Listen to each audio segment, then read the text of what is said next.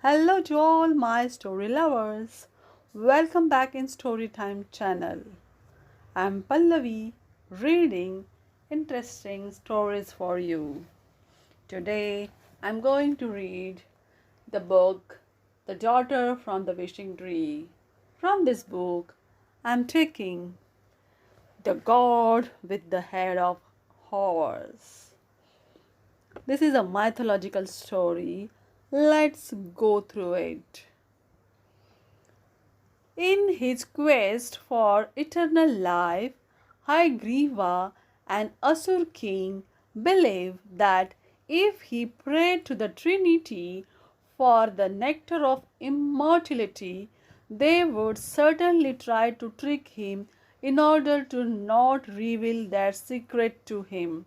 So he decided to pray to the goddess Shakti. For many years, Hygriva worshipped her with absolute love, focus, and devotion. When she finally appeared before the devotee, Shakti refused him the nectar, denying his request for immortality. Agreed by this, Hygriva thought, if I have to die, I must make it very complicated and almost impossible. He wanted to outsmart the goddesses. So he said, Mother, if I must depart this world, only a person with the same name as me and who possesses the body of God and the head of a horse should be able to slay me. Shakti smiled and nodded. Now, Hygriva was convinced that this was as good as being immortal, for he did not think a creature such as he described existed, believing he would never die. The clever Asura continued his evil ways, inflicting cruelties on others with force and vigor.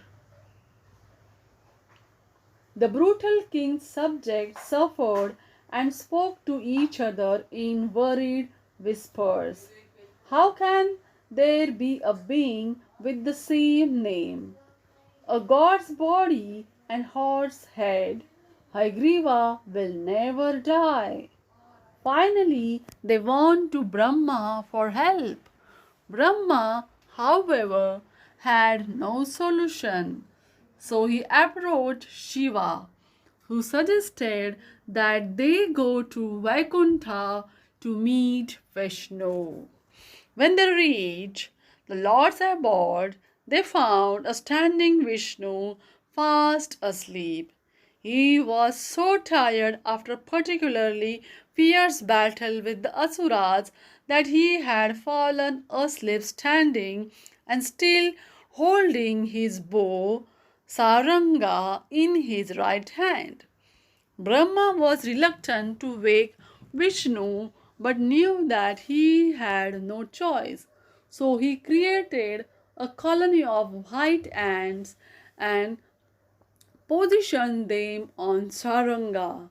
He thought the ants would eat the thread of the bow, causing a loud sound as the thread snapped and the bow opened. But he was terribly mistaken. The ants ate the thread in the blink of an eye, and the bow opened up with so much force that it beheaded Vishnu. His head flew up in the sky and fell with a splash in the middle of the sea. Brahma and Shiva were not prepared for this. Alarmed, they looked in shock at each other and wondered what to do. Unable to find a way out of this situation, they prayed to Shakti. Soon she appeared and said, Do not worry, Vishnu will be fine. The two lords looked incredulous. With a smile, Shakti disclosed the reason. One day, Vishnu and Lakshmi were speaking to each other, and Vishnu had taunted her. Oh, Lakshmi, just look at your relatives. Your father is the ocean himself, yet nobody can drink a sip of his salty water. What waste! And what do I even say about your brothers who emerged with you from the churning of the ocean? Chandra, the moon god, is healthy for 2 weeks and then sick for the following fortnight. Hala Hala turned out to be the poison that turned the great Shiva into Nilkant, the one with the blue throat.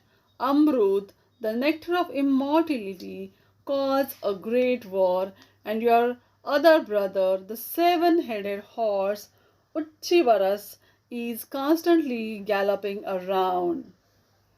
Lakshmi was deeply offended. It is very easy to talk ill of people, she said to her husband. The world survives today because of my father. Chandra gives his light to the earth at night, and Shiva was able to save the world thanks to his blue throat. Amrut is the reason for the gods' eternal existence, and everyone desires a horse because of the Uchisravas.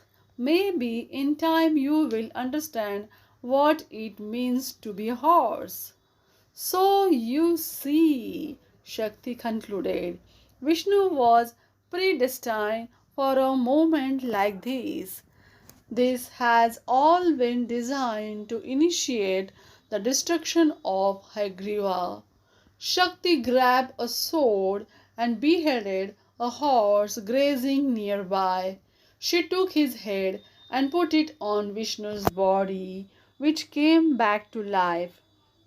The Lord's body with this horse head will be known as Haigriva.